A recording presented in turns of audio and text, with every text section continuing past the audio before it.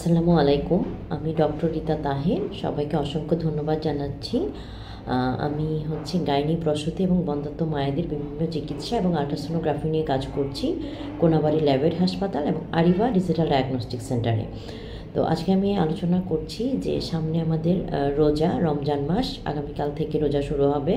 তো এই রোজার মাসে গর্ভবতী মায়েরা যারা আছেন তারা কি রোজা রাখতে পারবেন কিনা সেই বিষয়ে। তো গর্ভবতী মায়েরা আসলে এটা দেখতে হবে যে সে কোন টাইমস্টারে আছে এবং তার শারীরিক কোনো অসুবিধা আছে কি না।